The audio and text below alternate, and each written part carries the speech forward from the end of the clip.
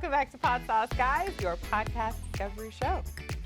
Dax, take it away, D-Money. I am so excited Take it because away. I have someone that I have known for a very long time that I'm a huge fan of. Lisa Lampanelli, welcome to Podsauce. Yay! Oh my God, I'm so happy to see you. And you never age, which really makes me mad, but neither do I because I'm really pretty. At least you got the plaid memo for today. We Look at did. us. We Where's both yours? did. I feel like the odd person out. That's I'm over here okay. dancing for y'all as y'all have a reunion. I'm like, yay! Happy times. I met Dax when he used to be a reporter, in quotes, for TMZ. Nice try. No, but those were back in the days when I was doing comedy. Sorry. When I was doing comedy and before I retired from it, and I swear to God, the things I would say to you now, I would never say to another human being. I would torture him about looking gay and about everything else. And when I was like, you got married, what's his name? You know, so you've always been such a good sport about it. She roasted me so hard, and it was like the happiest time of my life. Really? Well, because you get good. roasted by the queen, queen of roasting. roast. You know, like that doesn't happen every day. Yeah. And you know, I saw that you have a podcast, I and I was like, we got to know. get Lisa on. She's got a podcast. Like, this is my time to give back to her for It all is the really joy nice of you. she's brought into my No, life. really it is, because it's so weird. We were talking before we started taping about just letting things go and letting things happen. And I literally, after retirement, I was like, okay, I don't want to do anything. I want to be that person who gardens, who maybe knits. That lasted for like 3 minutes and I wanted to kill myself. Fair. So it was really weird. These two guys, my niece Emily is a sweetheart. And I do anything my nieces and nephews ask me to do. So she's like, well, my friend's starting comedy, so can you go and critique him? So, I mean, honey. You this said Like, how many critique? shows do you Say get invited less. to? You're Like a oh. million, but for a niece or nephew, I'm like, okay. gotta So I do go it. see him, and even at dinner before, I said to him, now I know you're probably gonna suck. I'm probably gonna have to break your heart.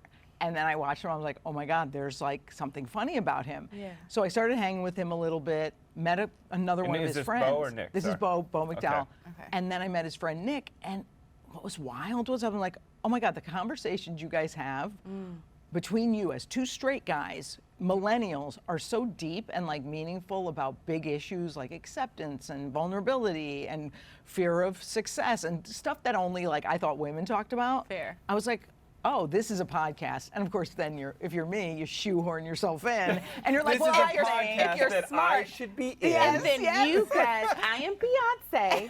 And then y'all You're can fight Destiny's over Child. who's Kelly and who's Michelle. Just so we're clear. trust me, both Got of it. them are kind of girly. Got No, it. but that's what's weird. It was like noticing that they actually were not broy at all. Because I'm so used to that age group of guys, you know, white straight guys being broy and like saying, talking crap about women and stuff. I was like, oh, you have feelings. That's what I love about working with Dax, because I feel like there's a good black woman deep down Deep in in there. here. Yes. Because he understands. And He gets the it's- struggle. Yeah, he gets the struggle as a cis white man, but he gets it. Well, it's like, I know? think it's just people, how they're raised, the Yeah. losses they've had, the trauma. One of the guys, Bo, is 4 years sober. Nick lost his mom when he was 6 years old. I mean, that's stuff that, even if you don't Life. talk about it all the time, Yeah. you kind of have one way, you can go one way or the other. You could turn into a broy a-hole who hates women, or a real drunk who doesn't recover, or you could become enlightened and Compassionate figure and yourself empathic, out. yeah. I was gonna say, by the way, the name of the podcast is Losers with a Dream. We haven't even said that yet. Oh yeah, and I'll tell you why I named it that. We It need is to so say the good. name of the podcast. Yes. But on that note, what you're saying with them being so open, I was listening to the episode about even heaven knows we're Miserable now? Miserable, yes. It's That misery one- loves company, Yes. because come on, when you're miserable, isn't it Fair. fun to have miserable people around you to drag you down? No, absolutely. The episode, it was so relatable in regards to their conversation, because you came in, you jumped in, and then you left for a little bit and let them talk. And their conversation about, you know, I have struggles where I'm maybe not to the point of my career, or I'm not to the point of my life, or my relationship, or whatever it is, and you look at someone else's life, and you're jealous, and you take it out on them, and you're, oh, great comedy show, but I hope you get hit by a car the second you leave. You know, like, yeah. and I think a lot of people have those same thoughts, Yeah. but you don't always vocalize them because it's taboo to vocalize them. And they had this wonderful conversation about how it's not okay to have the thoughts, but they do, and then they realize, but that's just a part of life. Yes. And it was Yeah. a beautiful conversation that you never hear anyone chat. But I And even think I loved but it. there is an Thank okayness you. in having those thoughts. Of course. Full disclosure, not to negate what you're saying, but I think that it is okay to Of course. think, why not me? Yeah. Basically, right? Well, and the fact is, what's great about their conversations, they know that that thought is something they want to aspire to never have again. Fair. But when you finally accept, I'm going to usually go there, but then catch myself. But it wasn't the Yeah. why not me, it's because I feel like everyone can have the why not me. It was sure. the I hope the person gets hit by a car. Yeah, because The no, I second mean, I thought. do that. Okay, I was here, about to be I'll like, tell you girl, something. there's a couple people walking this earth, and I'm Yeah. like, Well, my part of it is always whenever I am like, because I've had weight struggles all my life. You know, Yeah. I got the weight loss surgery 11 years ago, and it's, it's great because I kept most of the weight off, but it's always on my mind. So part of me is, and this is horrible, but every time I see someone gain weight who I don't like, people I like, I'm like, good. If I see you gain weight, I know the pain you're in. And if I don't like you already, my immediate thought is, good, now you see how I had it after you made fun of me. But then Yeah. you catch yourself as a trying to evolve person and go, you know what? I have to throw compassion at them. Yeah. I have to go, just because you were mean to me doesn't mean that I want you in pain. But I think the great thing that you're pointing out, Dax, is that we're going to have those thoughts, and then you get to them and you work on them. Yeah. Like we did an Yes. episode on, oh God, judgment. Oh my God. And it literally is ingrained. I read a Harvard study, 6 months old on We Learn to Judge, meaning like little babies have to figure out who to go to survive. So if I'm walking down the street and I'm judging someone as dangerous, I'm like, that's survival mechanism. I have to then stop myself and go, okay, that person has nothing to do with survival right now. I can take care of myself and all that. So I love that we go deep into the subjects, but there's also that, hey, we're still working on ourselves. So there's humor in Yeah. that. Yeah. You know, I could probably never do a podcast that didn't have some humor.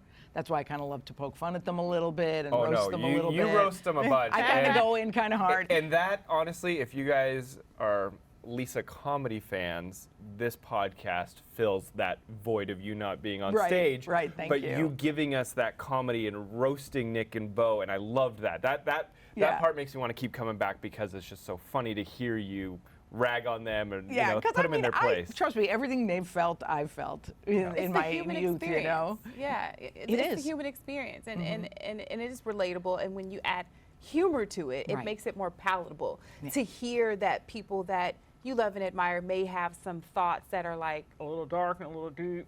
But when you add humor to it, it allows us to hear it Yes.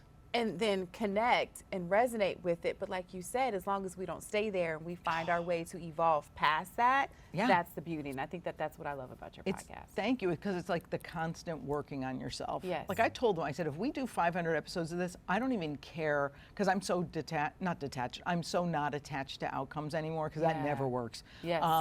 I go, I don't care if you have 35 listeners for the rest of your life and you make not a penny from this, but if you see evolution from episode 1 to how you act and feel in your real life and work on yourself and get deeper into connection, like with people, with nature, with anything, with spirit, anything that makes us feel better about ourselves and more alive and connected, that's what the point of the podcast is. Yeah. So any monetary result or any career result, I don't care about. Yeah. You know, so it's cool. I was gonna say, the one thing that I liked is that you guys do a mental health check on each other. Oh my God, yes. And that's, so Yes. the mental health check for you had just got off a podcast. Oh my God. And you were like, so the interviewer basically told me I was a has-been, Yeah, that well, I what quit happened my was career yes. before I actually Oh my hit the peak. And I'm It was really funny because I think that I was smart enough, and actually just the universe was like, Lisa, you're going to retire. Like, I just knew, I was You felt noticing it. about my life that, okay, You weren't I don't happy. like traveling. I don't, Yeah. I wasn't happy Yeah. doing what I was doing. I liked the stage part enough, but not enough to outweigh all the stuff that comes with being like famous-ish or a stand-up. So I call my business manager. I'm like, okay, like when can I get out? And he goes, you have to save this much, downsize your houses, gosh. and you'll be fine. Okay. So I retire publicly on Howard Stern's show, and I sort of canceled myself before I could get canceled Yeah. because that was starting to happen too. So like the podcast you mentioned, somebody had said, she goes, and she didn't mean it because we're friends. She didn't mean it the way I took it. She goes, well, sometimes, people quit things when they're having a career lull. I'm not saying you did that, but that's all I heard. Yeah. It's like, oh, so I get off that podcast and I'm like, oh my God, I'm in a bad mood and I wonder why. So I try to trace it back to what was the sentence that happened or what happened. And I go, oh my God, I feel like I've been called a failure, even though she didn't mean to. Yeah. So I said, let me just go on and check in and talk about my mental health today, feeling like a has-been and someone who's completely irrelevant. Yeah. And just by putting it out there, like even talking about it now, I feel like relief. Lighter and Because you almost feel like you're hiding something if you don't talk about it. Like all the people who've talked about like their COVID weight gain and all that. Like I have huge shame around body stuff, and I gained 7 pounds in COVID. I got 40, babe. Oh well, it's a lot. Anything's a lot Yeah. to someone who struggles with this whole thing. Yeah. And I have so much shame around it. I'm like, oh, I'm just going to put it out there because you know what? It's probably not coming off because I'm of a certain age. It probably redistributed. I can still be fine and go. I can accept me as I am. But that's hard if you don't talk about it and put it out there, and that's what we do in the podcast. Just talk about the shame, because you cannot heal shame by being ashamed of it. And there's But someone Lisa- else out there that's dealing with the Right. same issues. But what's so 100%. beautiful too about what you just said, if you heard, just listening to you, how you can pinpoint that moment of, because when we're still growing and evolving, there's still parts of us that can take what someone says and it still affects us, versus just being able to put it more so on them. That has more to do with you than it does about me. It says more about you than about me. Right. So you had that moment of you internalized it, but then because you are in this space where you're desiring to continuously become a better and a higher version of yourself, you were able to stop and be like, okay, so what just transpired that made me feel and shift my atmosphere, and then pinpoint it, reassign it, and then move past it. Wow, that's such a great way of thinking about it, because I'm going to re-listen to this when it's on and make the guys listen, because that's a great way of putting it, because reassigning it. Because in the old days, the old angry Lisa before retirement would be like, that effing C, I'm not talking to her anymore, how dare she? And this poor girl really didn't mean anything wrong. I know her so personally that I'm like, there is no way she meant any harm. Yeah. That you just know who's a harmful person and who isn't. And I go, oh, that's my internal, oh, you're a failure. And what's funny is I was so lucky to be raised by parents who put no pressure on us to be successful. Like they were just kind of like, go to college, see what happens. Like they didn't care about any of that.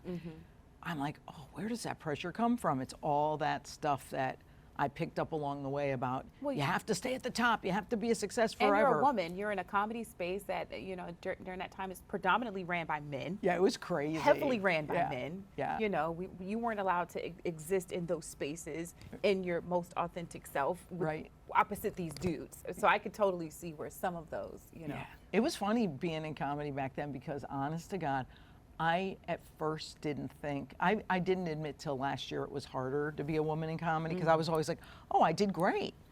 And I literally remember hearing that Taylor Swift song, The Man, about it would be easier if I was a man. And it's not a sad song. And I'm in my car literally sobbing. I'm like, what is going on? I get teared up now thinking about it. And I'm like, why do I care about this song? It's so stupid. And then I'm like, oh my God, it was harder. So I think it's admitting all that without being, oh, I was a victim. It was like, oh, it was tough, and I never admit to anything being hard for me. There's still power in being a victim. And I say that as someone who survived sexual abuse. I feel sometimes, we try not to look at it from the lens of a victim. Right. But the thing that's so beautiful about what you're doing, especially as we continue to evolve and become better versions of ourselves, is taking that power back. And saying, yes, it was hard, and yes, it was challenging, and having those moments where you can cry and, feel whatever it is that you didn't allow yourself to feel back then. Yes, right? Good point. And, because I always medicated. I was never I didn't like ever drugs. I don't even know. I never tried anything but pot. I didn't try booze. I didn't like it very much in college or anything. Gets the job done if you get a good strain. Well, I used to really go to food all the time. Yeah. And now that I can't do that, because the surgery doesn't allow you to eat a lot, and I was always a volume eater, and I'm like, man, having nothing to medicate really sucks. And then I tried to, of course, medicate with achievement, which never works, because every HBO special or Comedy Central roast or Radio City Music Hall, you do, it doesn't fill the hole. So now I'm like, what the F fills the hole? And you go, oh, I guess you have to just feel your feelings. Yeah. Oh my God, and it's so uncomfortable, but I'm like, I spend a lot of time just going, what is that? Crying about it and going, you know what? You're gonna stop crying at some point, which you always do. You ever notice when we fight it, we cry longer? Yeah. And then we sustain, I always, like the other day I bought my parents' home and I live in it. It's where I grew up, I love it. It's like totally cute. Yeah. And I'm like, always see stuff that reminds me of my parents. I'm like, oh, I wanna cry about Dad or whatever. I'm like, that only lasted 5 minutes at the most. Yeah. So if you sit there fighting and it doesn't work. So that's why I try to do with the podcast is go, guys, Feel your these are feels. deep freaking issues. Yeah. They're gonna be uncomfortable, but we have to talk about them, especially, you know, it's not women really, they're guys and straight guys, and you don't hear that a lot on podcasts. Yeah. You No, know, you and I think really it's don't. very sweet that they allow me to kind of manipulate them into doing it because they know, and by the way, now it's bleeding over onto the onstage stuff. Yeah. Because I had watched them both recently, and I said, no, it's great, you're getting funny, you're 3 years in, you're exactly where you're supposed to be, but now we gotta go deep The and see strength what and makes you different vulnerability. from every other male comic, and they're pushing through it. What is the most rewarding part about being a podcaster for you? I think it's that I get to, first of all, as you can see, I enjoy talking about myself. I told my manager, I don't want to do anything in life but talk about myself. So I do like, I like actually incorporating, okay, I'm not a life coach. I quit that program because I do not like helping people on their journey and being patient. I like advice giving, which I know is totally useless, but for these guys it works. I get to sort of have them benefit from my experience, have hopefully listeners benefit from that, and then go, oh, okay, I can also use that humor in a loving way. So I didn't have to like shed any part of my personality. Like with stand-up comic, especially the way I did it, I mean, you just use 10% of your personality, that hardcore roaster type, and now it's like, ooh, 100% of Lisa can kind of show up. That has to be more fulfilling though in this space of your Yeah. life, because like you just said, you get to show up as your most authentic and full self, and to see it be received as well and largely as it has, it's like, oh, I was always enough in You're right. this space. You're right. I didn't have to Yeah. be this version of me. I didn't have to be that version of me just as I am.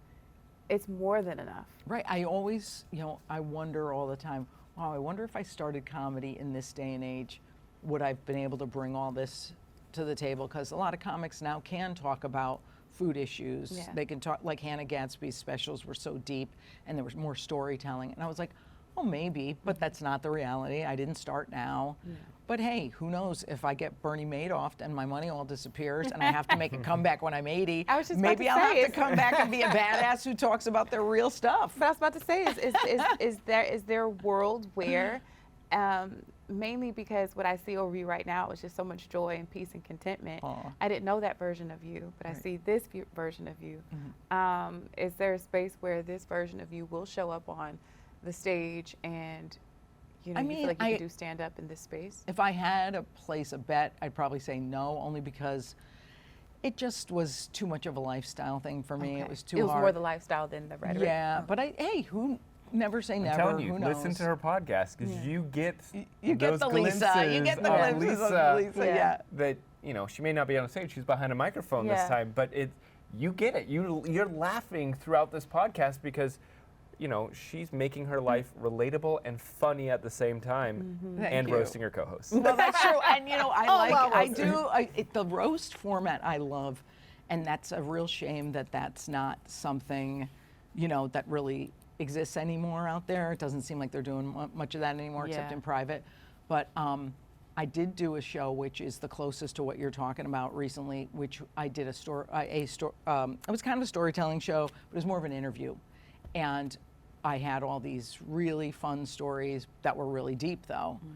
And then at the end of the show, I got up, I got a podium, and I did a roast of people who really deserve it, which was like groups that are horrible, meaning like people who throw change at homeless people instead of handing it to them, people who make fun of the special needs kid who's bagging your groceries. So you get to do those hardcore roast jokes without roasting celebrities and low-hanging fruit and Yeah. really having some meaning behind a roast. So that's the kind of show I might revive. Yeah. So it's almost sit down and then do this wacky roast of people who deserve it. But who knows? That's a weird thing. If you asked me, would I be doing a podcast 6 months ago? I'd be like, nah, I just want to stay home and like, decorate and do this and do that and be knit. cute. Yeah, and then I was like, do your knit. I need to be talking. Like, I really do have 2 talents in life. That's it. I'm not very good at much. I'm good at talking and I'm good at driving. And so I drove here today and I'm talking. So I used my 2 talents. Well, and for a shameless plug, Lisa was recently on my Hollywood Raw podcast. Oh yeah, that was He great. got so he was like, she was on a Hollywood Raw podcast. Hollywood Raw podcast. We dive deep into her life and Yeah. the roasting and whether she would ever go back to that and some of the rules that they had at the It's roast. so crazy. A lot of really fascinating information. So again, shameless plug for Hollywood Raw, but it is a deep dive interview, a long format interview, and I thought it was a really great look at You should have just told me your that career. prior, because then I would have been armed and ready to go. That's okay. That's okay. But It's interesting about that, like old stuff. I mean, talking about the old. When we rehashed a lot of it, I really did enjoy the stage part. Yeah. But I noticed that, oh my God, every Wednesday I would be like, oh my God, I gotta pack. I gotta leave my dogs. I gotta leave my mom and dad. I don't know, the planes. And then, of course, as someone who was raised by my mom really had rageaholicism, and I would go to rage all the time. I would be yelling at people and stuff, and I'm like, oh wow, it's really nice to live life not yelling at people that much anymore Wake up because in you some peace. removed. Yeah. You removed, because I did the Minimalist podcast yesterday, and we were talking about how less is more. If you want a happier life, you remove stuff, you don't add stuff. And I'm like, oh yeah, by taking away the wrong husband, taking away the too many houses, taking away the career that didn't really seem like it worked anymore. I was like, oh, there's peace in that. So just removing really felt like that's where I'm supposed to be. But the part that we were talking about on there, like the roasting, like the actual stage, it was pretty badass. It's so beautiful because before you came in, when we first were like, doing our prep meeting and Yeah. this morning, I'm like, I read your bio, and the bio really is what jumped out to me, mainly because I have a good girlfriend who, like you, at the top of her career, she just realized that, and I don't want to say at the top of, because I do believe you still have more heights to come. I feel it. That sounded so whimsy, but it's That's like, okay. I feel it. That's There's okay. so I'll many- take it. I like I'm that. like, It's so not an whimsy, insult, I'll but tell you what. It's not. I'm like, there's so many, and mainly because I'm watching you now, like I said, and how much higher and more peace that you have here than in that iteration. That's why I can confidently say, I know that there's so much more on that side. But when I was reading your bio and listening to you, a lot of the things that you posed, the questions of, okay, what do I need to do to set myself up to exit this life? Yeah. Were things that she did. She ran this blog that was Nicole Bitchy, and I called her prior to us doing this to make sure she would be okay with me Cool. sharing that. And it was a gossip site, and a lot of it was kind of like negatively connotated, and she just reached this point, and I remember, and I was saying to Dax and to Angie, I'm like, yo, I remember her being in my kitchen one day, and she was like, I'm so not happy. I can't do this anymore. Like, I feel void. And now she went flat broke, by the way, and she, like you, had to set herself up, sell this, sell that, get rid of this.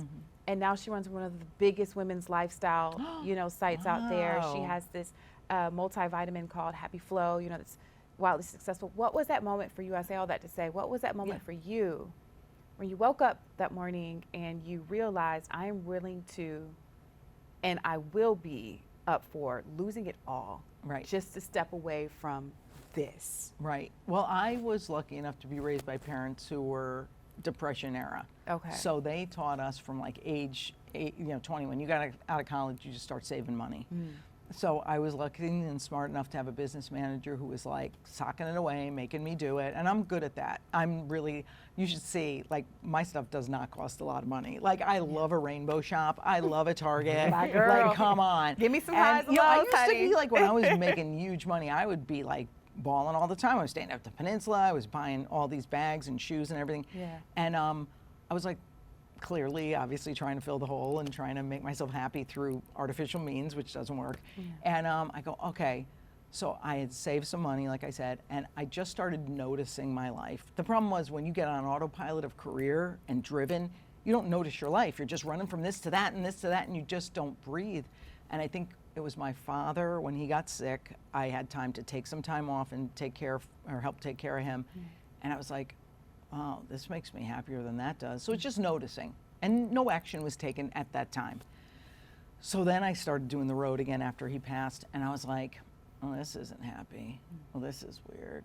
Okay, let me notice that. So I think it's everybody just needs to notice their life and discontent. So I don't think there's any one moment where you wake up and go, unhappy, let's quit. And so I called my All those business little small manager. moments. Yeah, and I said, you know, what do we need to save? And I want to live in this house my parents built 70 years ago, which was always in my phone as home. It always said home, and I was like, oh, that's a sign. So he said, okay, we need to do this, this, and this, and you'll never have to work again. And it's not living a ball and lifestyle, it's living like a human, a suburban human being. So I go, okay. And it just was so, the universe just took care of it. I had enough gigs to do that. I got enough self-esteem from connecting with friends and family. My management was totally cool with it. They wanted me to be happy. And then I just said, where can I announce this where it will be taken seriously? I'm like, Howard Stern, of course, because he's always been so good to me. Yeah. Went on there and it just took off, and I was able to relax into this kind of space of figuring out what works. Or not even figuring it out, letting it happen. Yeah. Because I mean, it never would have occurred to me to do a kind of a podcast that doesn't even have a studio, like doesn't even have a freaking producer. It's just like, we kind of just do Talk, it. yeah. And I'm like, oh, it's because it's spiritually fulfilling. So I think it's pretty cool. That's awesome. Do you, as a podcaster, do you listen to other podcasts? Because I think one of the beauties of this show is we Yeah. discover 1000%. other podcasts based on what people are listening to. Is there something that you could recommend that you listen to Sure. that you love? Well, what's really funny is my age group is not podcast listeners. It's literally a younger person's game. So I was late to the podcast party, late to the Instagram. Like, I'm a late adopter of everything. So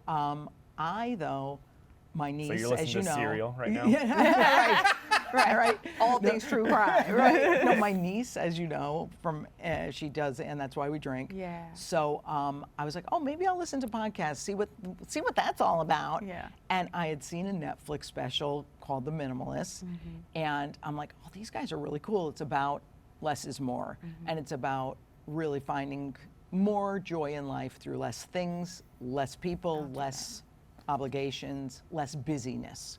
And I was a victim of busyness.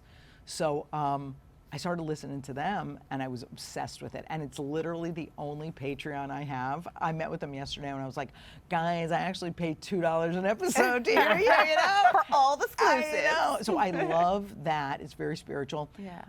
There's a couple crime ones that I've tried to listen to, but I kind of like watching documentary better. But I would say The Minimalist is like my obsession. I do like the idea. I love Nikki Glazer's podcast. I think she's a badass because she started when she was 17 doing comedy, and literally 20 years later is talking about stuff that I would have never had the guts to talk about at 37, like anorexia, like food obsession, low self-worth, just all that stuff that women even hadn't talked about back then. So I listen to her. I really like those. So those two really clean my clock. And usually when I'm driving, Clean my clock, baby. Oh, Yes, girl. So those are the ones I listen to when I'm driving. Because when I'm at home, I just always have like the TV on in the background because I need something to keep me in a good mood. Yeah. Because I am not a wake up and take on the day girl. Yeah. I'm a, oh my God, this sucks. Rolling Let into me the day. figure it out. Rolling into Oh the my day. God, when is that going to end? When Get am I my going to fast food coffee and get over to the Yeah, Podsauce. yeah, I know. So I have on we my were like, girl, reruns. dump that in the mug, girl. They didn't cut us a check yet. Dump that, honey. That's true. So I just have on like Frasier, like old reruns Oh my of God, I shows. love Frasier. Isn't it the best? They joke, they make fun of me, but Yeah. I'm like, I freaking love It's Frasier. the best. I just have on a sitcom from the old days that made me Makes feel you good. feel good. Yeah. Yeah. So those are the two that I really, really listen to. Awesome. Plus, of course, my nieces and And Hollywood Raw. I mean, yeah, Hollywood Duh. Raw is like on 24/7. I got two I want to recommend to you. I Oh. really think that you'll like, just Yeah. because you mentioned that you like True, which they're a fan of the show. Yeah. Friend to the show. We're a fan of theirs. But it's Always the Husband. Oh, yes, I've heard about that. It's Yeah, so good. it's so good. I love that It's idea so because it good. is It's always good. It the is husband. always the freaking husband. And then Max Linsky hosts a podcast called 70 Over 70. Oh. Like Norman Lear was one of his guests, and Gladys Knight. I feel like you'll really love that, just because, I loved it. Just hearing sage advice, hearing how people whose works we grew up on, works that we admire, just the different life lessons that they've attained along the way. Yeah. Looking back and appreciating life and That's giving it. their bits of wisdom on how, if they could do it over or if they could change something, this is what you I should would tell do. people. Yeah. And Wow. who better to tell you than someone that's lived Let's a lift full it. life? And I think that's what you were saying, as far as to your two co-hosts, you've done it. You Yeah. ran the gamut, and now, you're in a position to lend your life's experience to them, to hopefully make them, at least in listening to what you guys are saying, and I'm going to definitely check it out, better versions of themselves and better Yeah. contributors to their craft. So 70 Over 70, and Oh, it's that Always sounds the good. Husband. I think you'll love like. that. You're welcome for Duh. her. Yeah, and also I do think if people of a certain age are not treated as well as they should be, Yeah. they're not honored as much as they should be. And I'll never be done learning, which kind of sucks because I'm like, am I done yet? What is that about? When can I stop working on myself? Yeah. I'll probably be 80, 85 Never. and still going to some retreat or still trying some new But spirituality that's why I stuff. think you're like Norman Lear said the Yeah. exact same thing. He's the He's best. 99 years young. Yeah. And, and this actually got me over a fear of mine because I used to have a fear of death. It's the absence of it all. Someone said something to me the other day, and it tried to bring back my old little fear, but then I was like, get back down there. Right. But they're like, you get to a point where you realize that there will be a day that someone, for the last time ever, will say your name before they leave this earth. And then all traces of you are gone, right? Yeah, yeah. So Max Linsky asked Norman Lear, do you have a fear of death? Because again, he's 99 years young. Yeah. We want him to get all his years, but Right. he's 99. And he's like, no. And he was so resolute in how he said it that it kind of blew Max back. And Max was like, well, what makes you so fearless when it comes to death? And he's like, well, no one's ever come back to tell me what I needed to fear. Oh my God, I love him so much. I'm obsessed with him because, of course, I grew up in the day that all in the family was, when I was a teenager, it was just all the rage and all the Maude. I always felt like the modern day Maude. And it's just like, wow, just hearing that, I love that. Because dying, by the way, I've never had a fear of dying either. Because we even talked about it on the show. We did a show on death because those guys have had so much loss. And I was like, I won't know I'm dead, so who cares? I am afraid of other people dying. So when my dad died, my fear from an early age, 5, was my parents are going to disappear. I don't know why, but that's how I felt. And I was like, oh my God, I got through the worst thing I thought that could happen is my dad passing, and now my mom about 3-4 months ago. I was I'm like, sorry. yeah, her birthday's coming up, and Christine from And That's Why We Drink is supposed to have her baby on my mother's birthday. So that would be very cool. Me too. I hope that happens. But it's weird how with death, I was always afraid of other people dying and still am, but I saw that I got through it. Yeah. It's funny you say that because I think my mind gets going if I'm not here, are my kids okay? Are Oh, my that's a wife whole okay? And level. so that's where I'm not afraid to die, but I'm like thinking about them and what they would go through freaks me out. See, no, you're absolutely, that's a whole different level. Yeah. Because I'm not leaving anyone. First of all, I have it on good authority, your kids don't like you that much, so it's fine. You'll be fine. Then there's they that. often call me and Then they they say, can meet how their do we kill daddy? Pre-planning the party. And I said, we'll do a podcast goes, it's always the wife. And we'll get the It's wife. always That's the it. children. Always the children. It's But always no, the it children. is pretty wild because you do, everybody has different concerns Yeah. about it. And I guess the whole thing is you just got to let go. Yeah. This is what I do. Again, I have to always go, wait, let it go. It doesn't Yeah. matter. Like nothing really matters. It's if we do our best, if we kind of can look ourselves in the mirror at the end of the night and go, wow, didn't harm anybody. I honestly, my nephew who's married to Christine, he's a PA. He runs an emergency room. And I know they take that oath, first do no harm. And I'm like, if I can get through every day not doing any harm, that's kind of enough. Especially to self. And I think that's the part of that we forget. Yeah. Oftentimes the greatest harm that we cause is to ourselves, right? Because when we're damaged, obviously that will flow to everyone else outside of us. Oh yeah. You know. And the more Misery we likes heal, company. Misery You see? likes company. Back Oh my around, God. Because honestly, though, be honest, isn't it horrible to be like in a sad place or a bad mood and you have like happy people around you and they're like, no, cheer up, and you're like, I hate you, die. So I mean, we all just experience that. I don't want to be cheered up. Okay, let me just wallow for a minute. But I that's know when to something- stop wallowing and shut up. You gotta learn it though. It's not that's not something that's like told to us, because I think you naturally want everyone to be okay. I know. I think that that's one of the good things too, just as someone who suffered with mental health issues. There's been a few times, and this is the first time I'm saying this out loud, but they've empowered me to be able to say that, Right. where I've shown up to work and I wasn't okay. Right. And I'm so cognizant of it. And you still got to have a job to do, because I'm one of those rare people that I breathe rare air, that I'm not a misery loves company kind of person. If I'm in a shitty mood, I'll stay home. Oh, wow. Right? But Yeah. when you have work to do, sorry, Ange, for that bomb. They'll edit that out. Yes. But there's times where I've shown up, and I appreciate the fact that neither one of them, more specifically my co-host, because I have more interactions with him on set, have tried to make me be happy, joy. Right. It was just, you're going to be okay. You're going to get through this. Yes. You can acknowledge that someone is not okay and give them their space to not be okay. See, I love that you said it that way, because that's exactly what happens. Like, I've become friends with Nick and Bo off the air, obviously. Like, they're watching my dogs while I'm here, because I was like, this is me. I'm like, okay, I'm going to go to LA.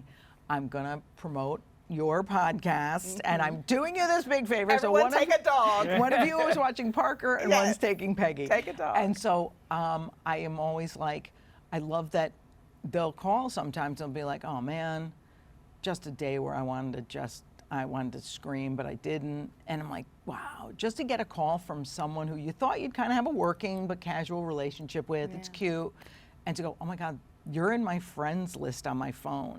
Like, you know, when you have that little list, I have a list of favorites that is just people that you can pin. to call, like, in if I'm in a bad mood or if I need to just cry or have grief come out or whatever. I'm like, these guys are on my phone that way now. Like, ew, I go to them, ew, you've actually become friends. I hate you. That's a beautiful thing. I have to be vulnerable with you. Share my feelings. But I think that's why the podcast works, because Yeah. it's not forced. It's not like us trying to pretend we're friends. I'm like, oh, I actually like showing up for them. And I honestly am shocked that I'm calling 30-year-old guys and going, dude, I feel really sad. And I think because there's so much sadness and grief that if we get that out of the way and we just feel it, then we can move on to other things. But that just shows how wise you are. Sorry, I know you probably want to. No. That shows how wise you are, because wisdom shouldn't be attached to an age. You're right. Right? You're right. That's experience. Yeah. And a lot of the things that these two young guys have experienced, a lot of other people haven't. Yeah. Right? And so to be able to put ego aside. Yes. And go, ew, I'm actually reaching out to people half my age. But you I'm know? doing. But really, people my age, I get so annoyed with sometimes because they're very ensconced in old ways of thinking. They're not open to new things. I always call myself the world's oldest millennial, because I am like, I wouldn't say I'm woke AF, but I'm really conscious of what the F is going She's like, on in the bitch world. ain't sleep though. I'm not sleep. That's right. Yeah. Like, I really was like, whoa, like, there's stuff you should be concerned about, and it's not your taxes. Yeah. Like, I will not have dinner with people if they start talking about, like, you know, yeah, but I really, you know, I'm a conservative when it comes to finance. Shut up. Black Lives Matter. Suck it, bitch. You know, I just can't. That make me cry. No, but I just get so mad, and I'm like, I literally find myself around younger people all the time, not because I think I'm young, because they're open and they work on themselves and they haven't given up. So nothing against people over 60, but, you know, don't talk to me about stupid stuff. I don't care. on, sis. I don't care about your taxes. Come on. I love when she goes into the Karen voice back and forth. Well, Lisa, I swear we could have you for the rest of the day. I love you're you, man. wonderful. I know at some point we have to Yes, wrap it up. wrap it up. And- Goodbye. You're wonderful. Oh, You're I love really you funny. guys. You're doing good stuff. You've been good for my soul, honey. Yay. Oh my God, you too. Thank you so much. This was great. And shameless last plug, Losers with a Dream, available everywhere. Get into it, honey. Don't go anywhere, guys. This is Podsauce.